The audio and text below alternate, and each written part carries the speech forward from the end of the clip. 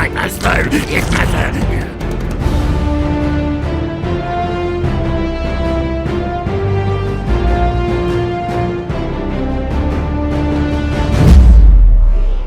Welcome back, Autobots and Decepticons, to another episode of Fixing Transformers. In today's going to take a look at what happened to Igor during and after Transformers Dark of the Moon. So without further ado, let's jump right in. So for you guys who don't remember who Igor was, here's a quick recap on him. Igor, who is presumed to be the head of Longhaul, is one of Megatron's many followers in Dark of the Moon. He's extremely loyal to his master and will go to any length to be with him. Whether that will be waiting at a refugee camp in Africa, or following him all the way to Washington DC, no length is too great for this little dude. And really, that's all the info that we have on this little dude, since he appears and then disappears like most characters in the Bavers, though how he appeared has a lot of reasonable answers, due to context clues in the previous film, Revenge of the Fallen. But for how he suddenly left is a mystery, so to figure out Igor's timeline, we first need to figure out what Igor is exactly. And thanks to concept art and his overall design, we know for a fact that he's the head of Longhaul. But this can't be, since in my Constructicon Misconceptions 2.0 video I state that the Longhaul that we see get killed by Optimus is the same Longhaul that was a member of the Constructicon team. So clearly, according to this, he's not Longhaul's head. But there was more than one Longhaul in Revenge of the Fallen,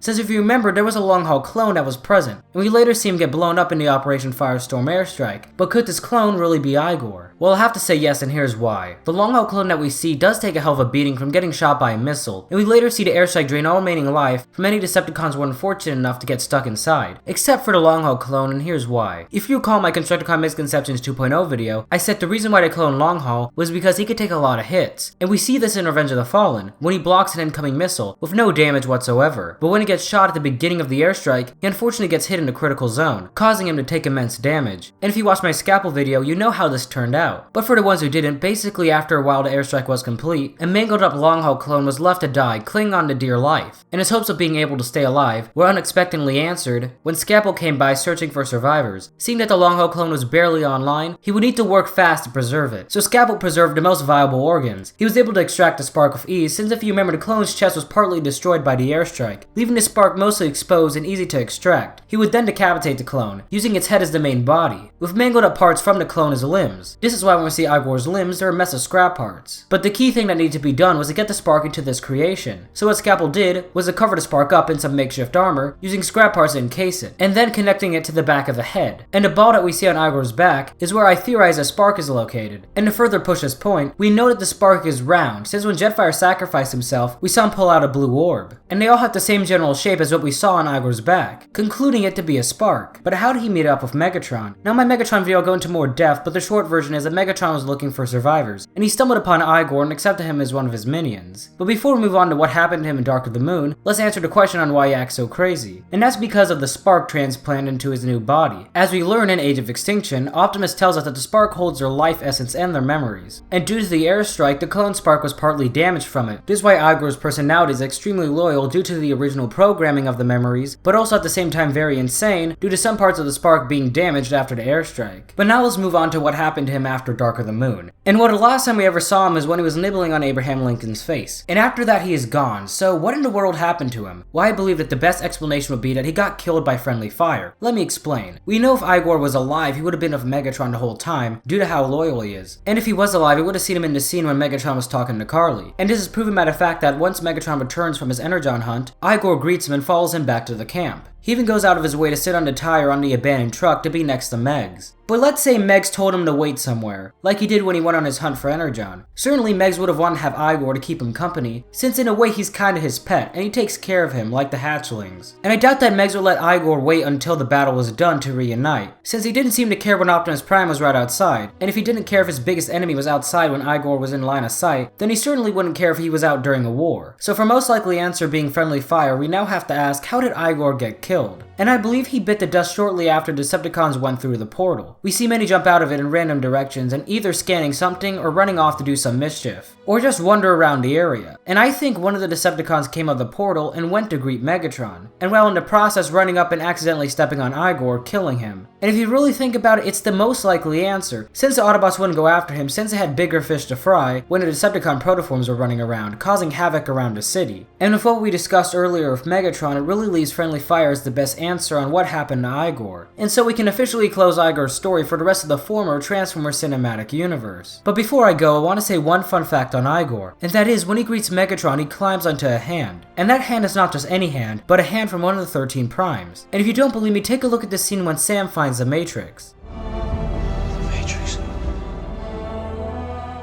So I guess the real world explanation on how this hand got here is when Megatron was searching for scrap parts to build his base, he stumbled upon a tomb of the Primes, taking the hand as some sort of trophy, and eventually leaving it to rot at his base, where Igor would use it to stand on. And just like that was Igor's story within the former Transformers cinematic universe. If you enjoyed this theory in the Fixing Transformers collection, please give a like rating because it helped the channel a lot. And as always, it's been Trans Theories reminding you guys to never stop theorizing.